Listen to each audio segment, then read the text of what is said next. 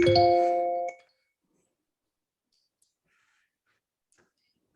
morning, everybody. Hello and welcome to our Coffee with the Docs.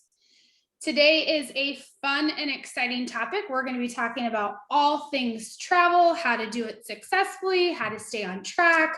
We're going to talk about eating. We're going to talk about supplements. We're going to talk about staying as sane as possible, because sometimes travel does not elicit a calming reaction, especially in the prep work. So welcome this morning. We're going to wait just a few minutes for everybody to hop on. If you're on here already, please say hello, send us a comment, drop an emoji. All those things. All those things.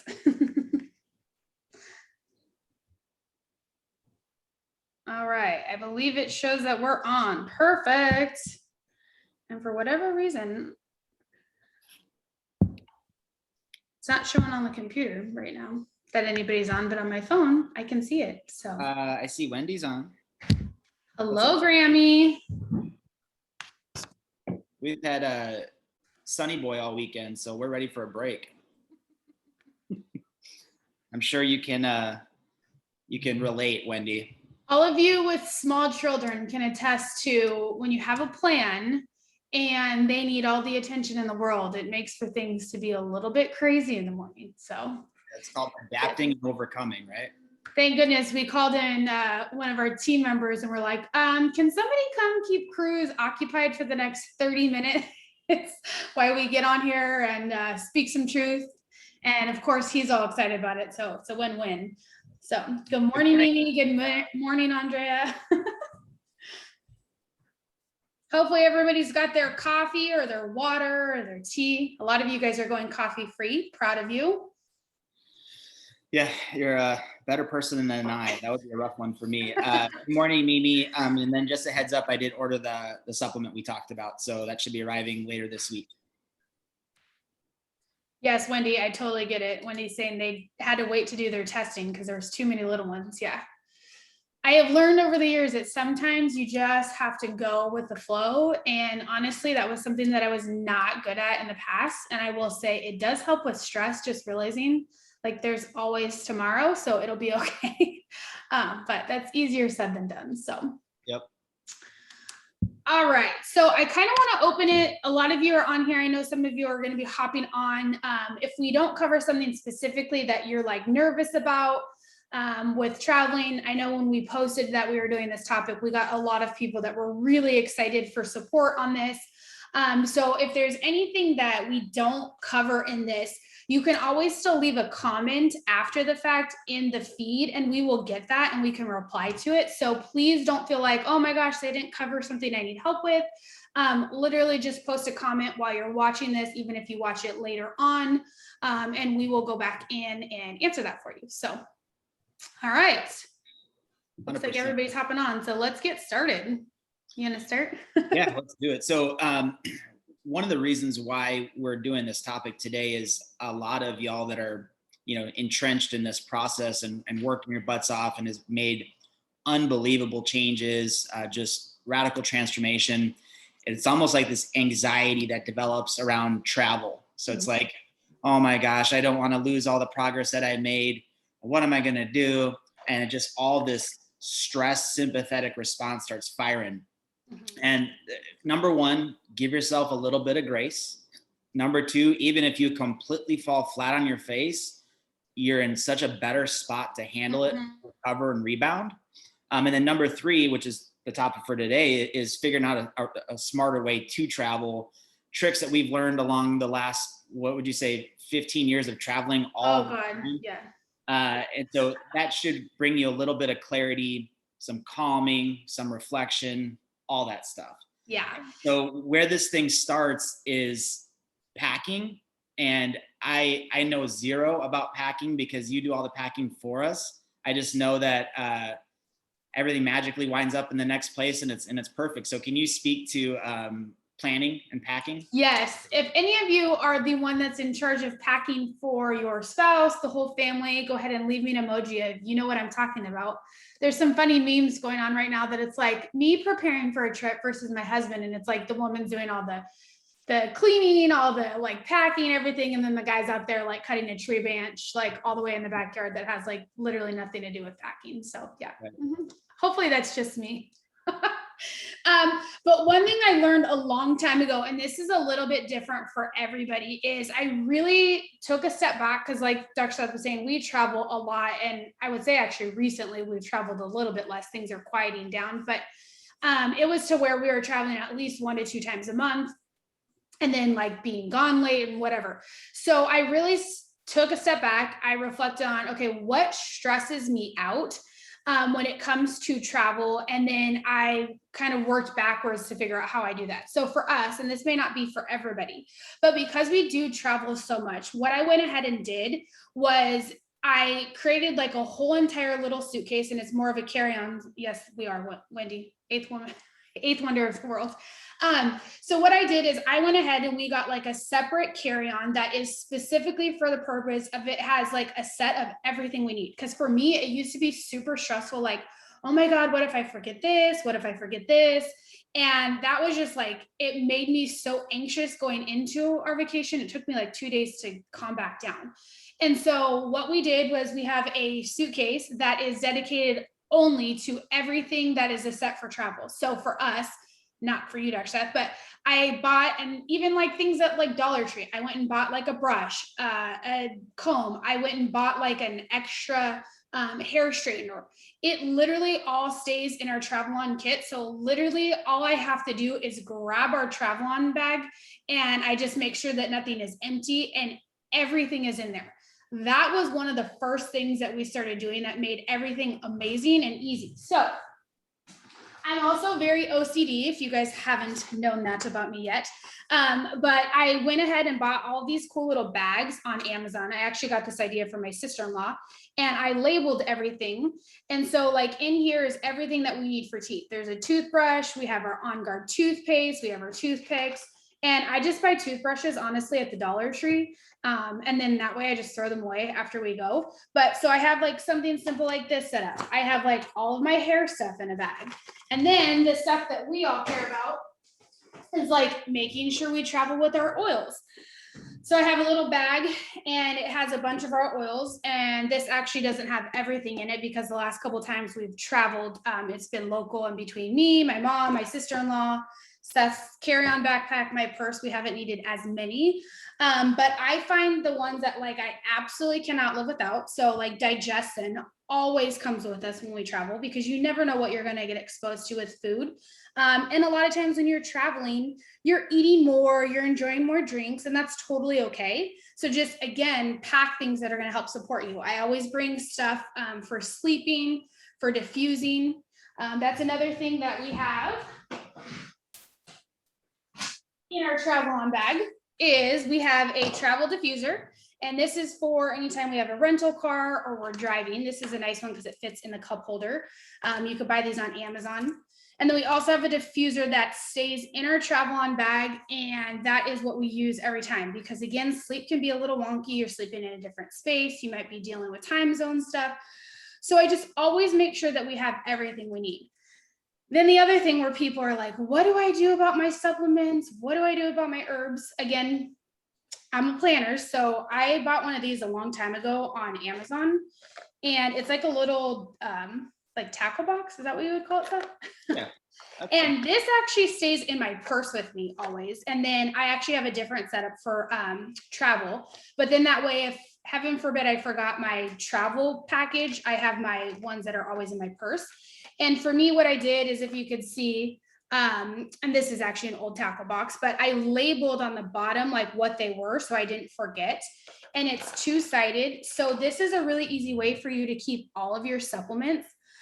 You can pre-package them out in little bags for each day. But for me, I know especially sometimes when traveling, like even though I normally take, I don't know, 2 vitamin D, maybe I'm like, oh, I'm starting to feel like a little ran down from travel or the flight. So I always like having more allocated for travel so that I can take what I need on demand.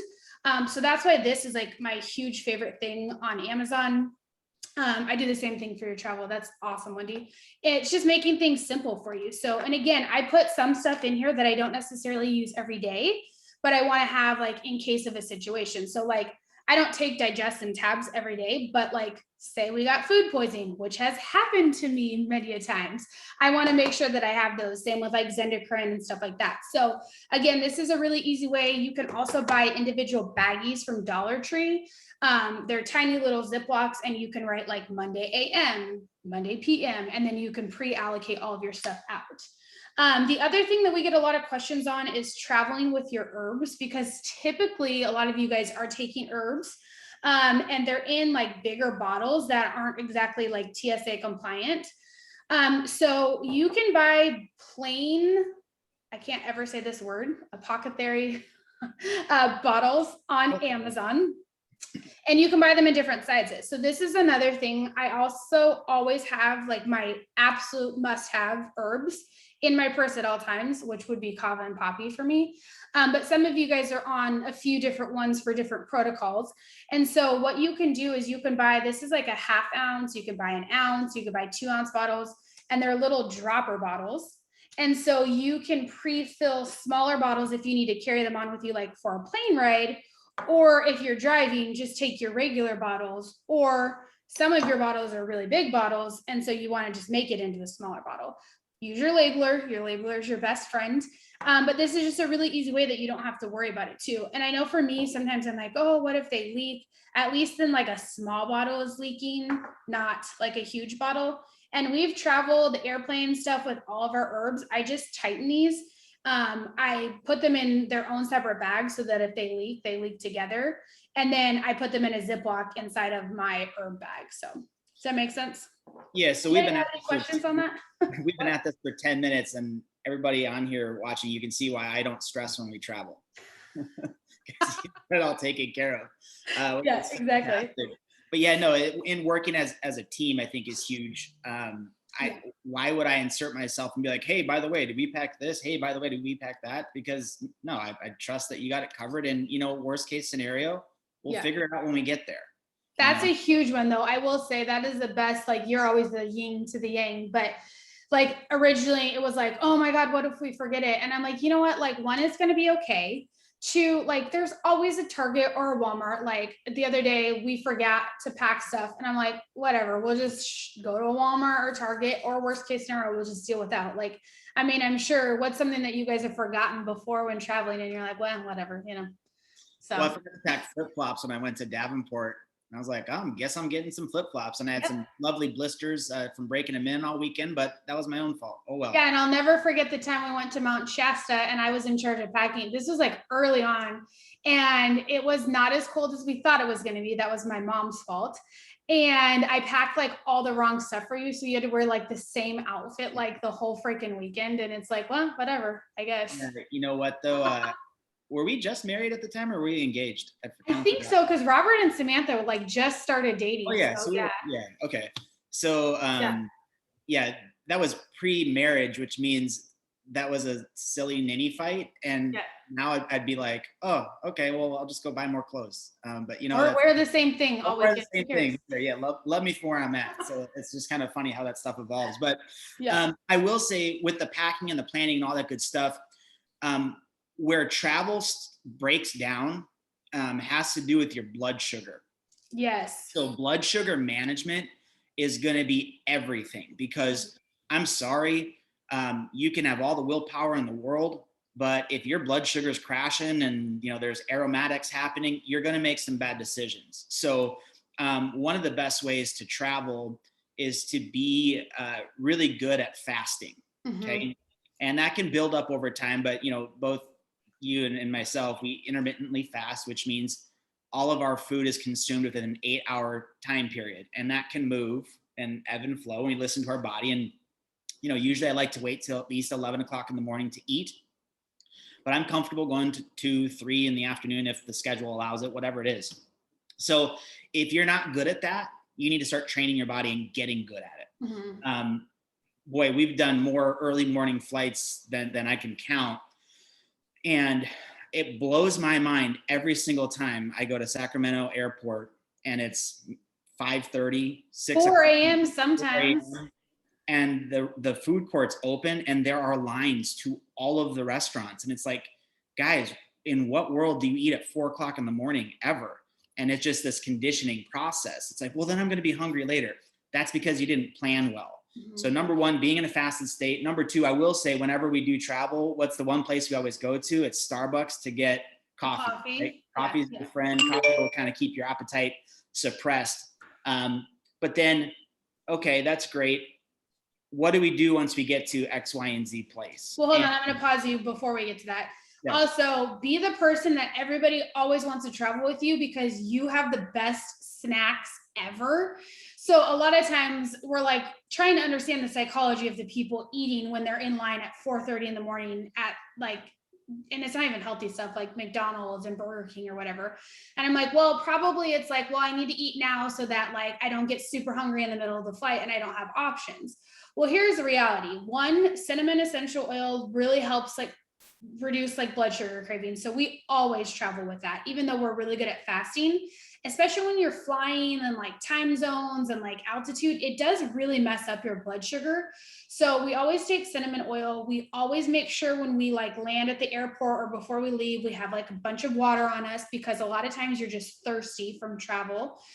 You're not truly hungry. But then also we pack a ridiculous amount of snacks. Like I pack way more than we ever need because I don't want to get caught with any situation where I'm like, we can't eat anything here or we don't want to. And granted, we can fast. It's a lot harder on travel days to fast. So again, always pack and be prepared with snacks. So again, I'll send in the comments like a bunch of foods that we do that are like hearty. So again, like healthy beef jerkies, like dehydrated fruits. We make our own trail mix. We always have like this huge bag of trail mix, which is like raw nuts, like Healthy Lily's chocolate chips. I'm trying to think of what we put in it, like all kinds of stuff, but dried fruit. Yeah. We always have about like 20 beef jerky sticks on us. And that's just on any given day. I have like a section in my purse of healthy snacks so that if I like can't get out or can't get home for lunch or whatever, we always have something on us. Again, you just have to be prepared, and everybody's snacks look a little bit different based upon your food sensitivities. But again, like have things prepared, because what you're going to go into right now, Dr. Seth is talking about like when you land, where do you go? Like, how do you eat? And sometimes even though you do all the planning in the world, your flight's delayed. The rental car place took 2 freaking hours to get a car, or you are traveling with somebody and you had to stop 500 times, right? So again, you also have to have a plan, but then you also have to be able to adapt and have a backup plan as well too. So yeah, and just speaking of that real quick, with travel, it's as stressful as you make it. Okay, you're gonna get there eventually, more than likely.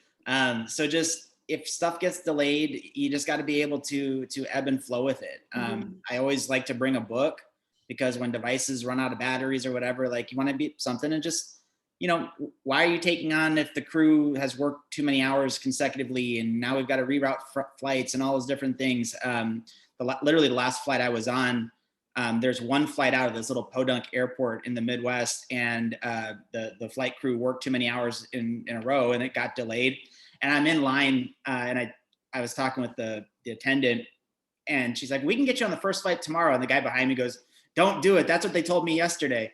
So I'm like, okay, well, I'll just get another plane ticket. We'll find it out. And you know what? We figured it out, and I got home, and that's okay. So just giving yourself a little bit of grace and not getting wrapped up in the stress. Absolutely.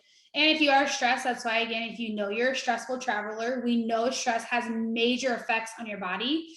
So again, it's easier said than done to say don't stress, but then pack if you know you're that person, which I'm working on it, I still am. I travel with all my emotional oils so that when like I start to feel like a situation like, oh, this is kind of stressing me out, I like start putting on my oils to give my body support so that it's like, okay, this is not worth creating damage to my body. I've worked way too hard on healing it.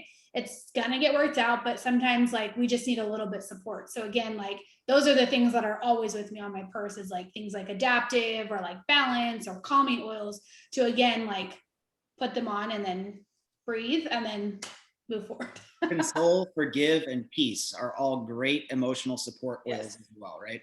Okay, so what do we do once we land? Yes. Right. We usually try to get a rental car just because it gives us a lot of freedom. Sometimes with, you know, depending on where you're traveling, there's not a strong Uber or Lyft presence. So having a vehicle to get where you need to get to is going to be huge. Immediately when we land, we get to the rental car line, and then one of us, either you're dealing with the counter or I am, the other one is Googling where a healthy grocery store is, right? That's always our first stop.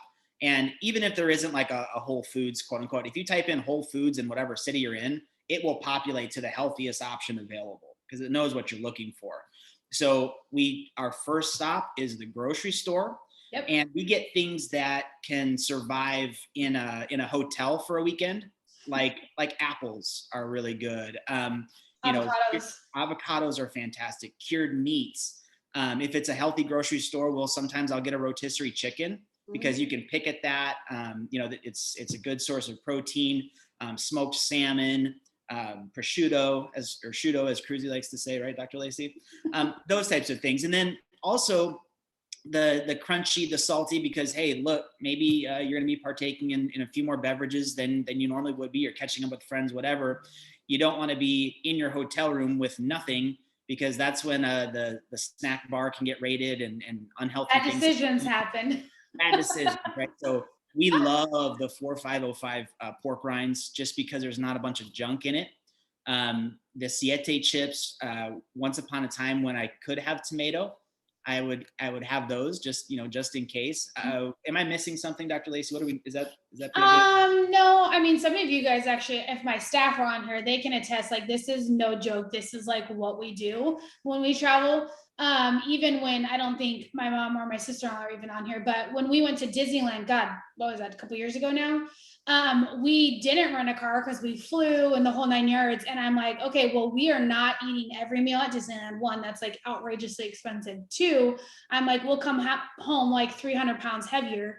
And four, like my digestive system will hate me. So I'm like, all right. So I get on my phone. I'm like, let's Google like the closest health food store. And there was a Sprouts like a mile and a half away. I'm like, all right, I freaking Uber down there. And I'm like, hey, so I've done it where we don't have a car. So we Uber there. And I'm like, I just hope when I am done shopping that there's an Uber that can pick me up, but it's always worked out so far.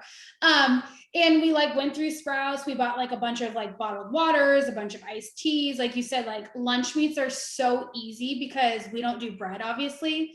But you can buy like a bunch of packs of lunch meat that like can go in your backpack. I also buy, Wendy's actually the person that got me onto these. Like there's a company that sells like these refrigerator, like freezer bags that fit really easily into your backpack or your purse that we put like our lunch meats in with like a little ice pack so that they stay nice and cool and like refrigerated when we're traveling or like at Disneyland or whatever we're doing. And then, yeah, like I think people forget about just like the simple things of like going and buying a bunch of apples or a bunch of oranges or things that are just quick, easy. Again, I'm a huge fan of nuts because they have such a good caloric intake. They're good fats. I mean, they're just awesome. And you could put your own spices and stuff on it. So again, like, I think people think that eating out or like traveling, like there's this magic answer. And the answer is it's the same stuff that you would normally eat. It's just, how do you pack it? How do you find it? What do you do? And I promise, like, even if there were only a Walmart, like we would still get what we could get. It probably wouldn't be all organic, but we would get like the best choices so that, again, we're minimizing, like, really it's the toxins and the artificial ingredients and stuff that's in food. So we would just eat a little bit more simple. So, right. Yep. That's it. So then the other big question that we get a lot, it's like, well, how do you navigate through eating out when you're on the road? Yeah, restaurants. And, sometimes you can't control the venue, but if people are like, well, I don't care, where do you guys want to go? Be decisive and put yourself in the best possible position. Like, I'll never forget, and I don't want to throw a restaurant on the bus, but the big chains like PF Chang's, for instance, I went there one time and I'm like, well, can I have it without this? And the person's like, everything comes pre-done in a bag when it gets to the restaurant. Well, if that's where you're going, it's impossible. Okay. Burger joints are very, very easy for me. So if somebody's like, I don't care where we want to go. And my first question is, what's the good burger joint around here? Right. Burger joints, because here's the deal. Most of them have lettuce in the back somewhere. So when you're ordering, apologize in advance to the waiter or waitress. You say, I'm so sorry. I'm about to be a pain in the butt. I'm just going to roll with it. And then they're always like, oh no, you're fine. This is no big deal. Okay, can I have a burger wrapped in lettuce? I don't want any sauce. We're going to talk about sauce in just a second. Onions, avocado, add bacon, no cheese. Most restaurants can do that. Sometimes avocado is a bit of a premium, but that's what I do. Mhm. And if the restaurant can't accommodate that, you really shouldn't be eating there. Yeah. And like sometimes we'll do like two burgers because again, you're not doing like the lettuce or and we don't do fries, we don't, but again, it's a vacation. So you're not a bad person if you like have things like again, it's just it can't be your everyday thing. That's really what we try and teach is like you can still be human, make sure you're not eating things that are on your food sensitivities because then that really creates an issue. But again, like if you're like, hey, I'm just gonna have fun this weekend, I'm gonna make better choices, and then some things like I'm totally gonna cave on. Okay, fine. Then support your body. Make sure there's a couple things that we recommend, like taking charcoal at night, taking like albizia to reduce like the inflammation and the like allergen reaction. So again, just like be smart about it. Like nobody's ever perfect. And sometimes even if you're trying to be perfect, it's impossible because you don't know what they're putting on it. And again, like we don't want you to be so anxious that you're like, I'm never going out. I'm never like, don't do that. But again, just ask for support, ask for help. And then a lot of times, like we're saying, we figured this out on the fly, which is really not true. We usually like a couple of days before we're going anywhere, we kind of like Google the area, we look at restaurants so that we can pull up their menus. And thankfully, like our whole family eats this way, even our extended family, my sister's in-laws, right? Everybody. So it's like, hey, they kind of let us pick like what are the best restaurants we can go to that we can all make the best choices. So we look at a lot of the places like ahead of time. So again, if you're trying to do it in the moment, it can be way stressful. So just try and find a couple places. We love renting like Airbnbs so that we can cook meals together as a family. And for us, like that's what travel is all about, is spending time together as a family anyways. And I know thankfully we've got you as a chef. So we would rather eat your cooking any day than go out to eat. But we plan at least multiple meals to do like at the Airbnb instead of going out to eat. And then we do plan to go out to eat a couple of the meals so that you actually do get a vacation. But a lot of the times when we go out to eat, we're like, man, maybe we'll just get some appetizers. Because like when we were in Truckee not that long ago, we ended up going to like a bar restaurant. And I think like the kids ended up getting burgers. You and I got like chicken wings that weren't fried or something like that, right? I don't remember what Robert and Sammy got, but we kind of all just hodgepodge a bunch of appetizers together and like everybody stayed the course. So Yeah, and then the other thing you can do if you want to go a little bit more upscale, most nice restaurants will have a steak on the menu. So yep. that's usually my go-to is I'll order a steak, no sauce, and then they should have a green vegetable somewhere. So I usually say like no potato, no corn or whatever they're going to serve. Can I just get double broccoli or double asparagus or whatever? And they can accommodate that, or a piece of a chicken breast or a piece of salmon or something like that. You're better off with just bam, your protein, double veg, done. And here's the thing, like I hate like lying, but here's the food industry. So we went out to Echo and Rig, which is a really nice steakhouse the other day with the staff, like as a nice team retreat. And I am actually allergic to gluten, but none of the girls eat gluten either because they just like know, like Stacy's our nutritionist, she doesn't eat it. And one thing that I found super frustrating was I was like, hey, I'm allergic to gluten. And she's like, oh, okay, like here's all the substitutions you can make. And like there was no surcharge to like substitute in some other like you were saying, Seth, like I think they did some deep fried potato thing on the side and it happened to have gluten. I was like, okay, well, I don't want that. And so she's like, okay, we can substitute like sauteed spinach. I was like, great. And then Stacy went to go order hers the same way. And she's like, oh, well, since you're not allergic to gluten, there'll be a surcharge to do that. And I'm like, that's really silly. So I hate saying lie, but I would just tell the waitresses, because they do take it way more seriously, is when you sit down to say, hey, I have a severe allergic reaction to gluten, because then what they'll do, talking about sauces, is a lot of sauces are really where you guys end up having trouble because there's so much hidden garbage in it. that they will actually go back and talk to like the chef and make sure that they know exactly what's in it. So even if you're cutting out gluten, you are severely allergic to gluten, gluten showed up on your food sensitivity, just tell the hostess staff or your server, hey, I just want to let you know I'm allergic to gluten. So if you could point me in the right direction. The word allergic is a little bit extreme for most, but if it's what gets their attention, unfortunately, and gets you not sick, then I'm all for a white lie, right? So Yeah, and then on top with that allergy, so for instance, talk about burger. My nephew figured out that if you go to Red Robin, you get to play video games. So he wants to go to Red Robin all the time now. So we've created a monster. But I asked for burger wrapped in lettuce, just exactly what I had said before, and the burger comes out and it's a bun, right? So one of the things that I know the restaurant industry will do is if you say, "Oh, I actually order this wrapped in lettuce," they'll take the bun off of it, which has got little crumbles of wheat all over it, and then just put it in lettuce and send it back out. And so when the waitress took it away, I said, "Hey, and then just so you know, I have a gluten allergy, so I need a new burger. You can't just take the burger off of it and wrap it in lettuce." She's like, "Oh, okay, I'll let them know." mhm. And so, knowing those little tricks will help you a lot because you're like, man, I didn't have a bun, but I feel like I ate gluten. That's why. Yeah, and they do that a lot with dairy too. Like I don't do cheese, like I don't do well with it. You're severely allergic to it. So we kind of like adopted all of our food allergies together as a family.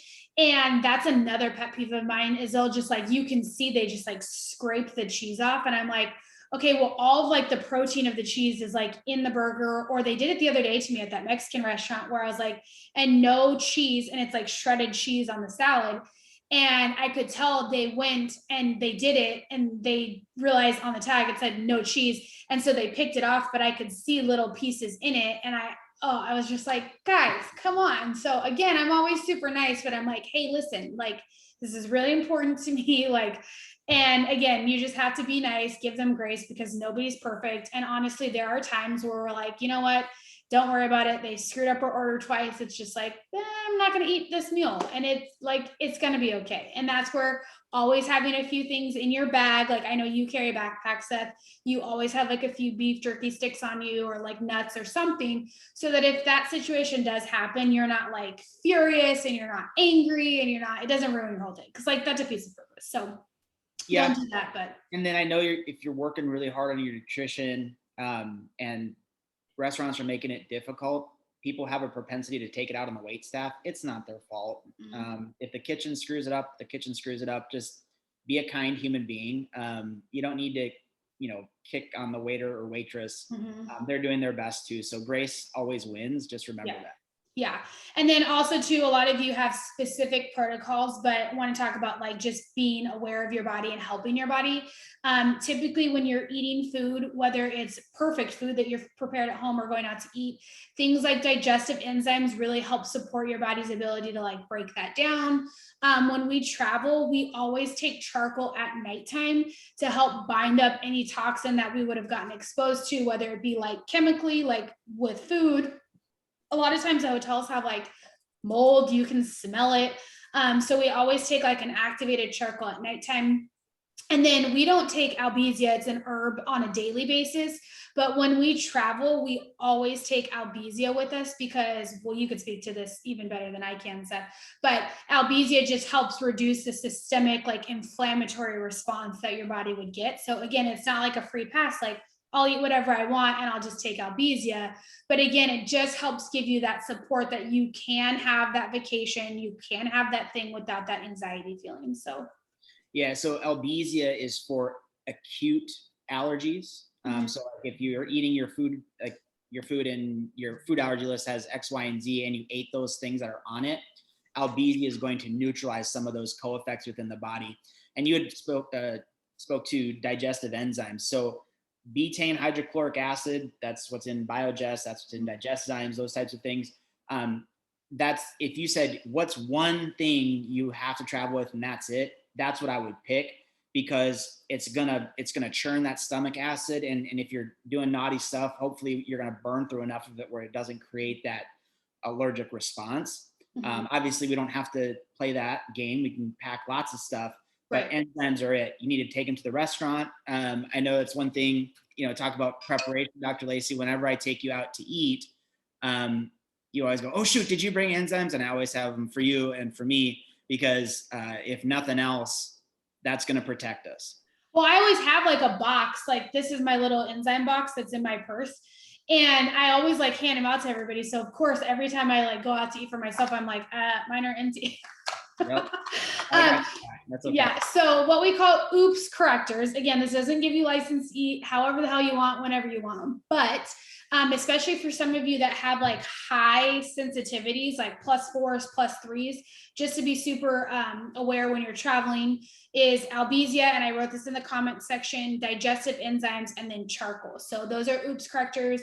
Again, sometimes you may have eaten something and then you thought it was totally fine, and come to find out somebody's like, oh yeah, and I put cheese in that, and you're like, crap. Those are the 3 things that you really want to have always on hand. Again, it's not something you're going to take every day, but again, some of this being prepared is having things around and available to you so that you can course correct if need be, which is why we're going to be doing a webinar real soon on like transforming your medicine cabinet, because we get a lot of calls that are like 911, what do I do? This happened. And you guys don't want to do like the traditional medical system, which is great.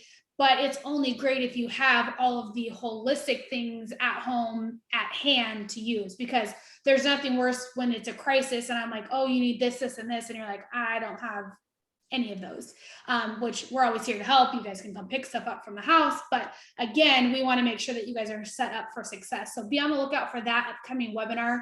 We're going to be talking about how we transform everything from an allopathic approach to a holistic approach, with things like, just what do you do for cuts, burns, scrapes? What do you do for a sore throat? All that kind of stuff. So that again, you guys are always prepared and you can kind of create a list and start stocking up on them one by one. Because I know it can be costly to switch everything at once. And we're not asking you to do that.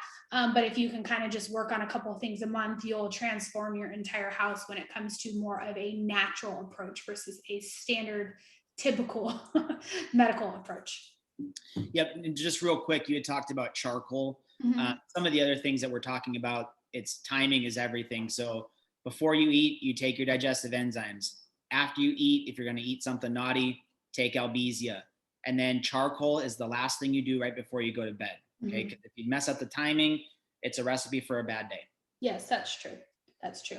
So again, always reach out to us. We are always here. We're pretty much on demand for you guys. So within reason, I always say. So whether you need to send us a Facebook message, which we have an entire team that's dedicated to our social media and managing it. One of those people is my sister-in-law. She's fantastic at knowing this stuff.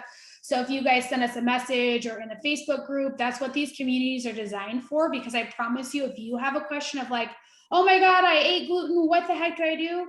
10 other people have the same question too. So again, please don't feel like you can't post in the community group boards, because that's what we want, is people are going to learn from your questions. People are going to learn from our responses. We are all here to help everybody just live a healthier lifestyle. So please share, get connected, engage in the Facebook group, send us messages, you name it. We're here for you guys. So, all right. Like I said, if you guys have any other questions when it comes to traveling, go ahead and ask on the board, or if it's something that you feel more private about, send us a private message, but we will reply back to you guys. We hope you found this episode with Coffee with the Doc on traveling a little bit more helpful and put some things at ease. Again, travel is meant to be fun, exciting, relaxing, to rejuvenate your body. And we want to make sure we do everything in our power to ensure that that happens. So again, no stress. Reach out for help. We're always here for you guys. Have a wonderful Sunday. Today's Sunday. It's Sunday. See you guys next week on Coffee with the Doc. Have a great day. Bye.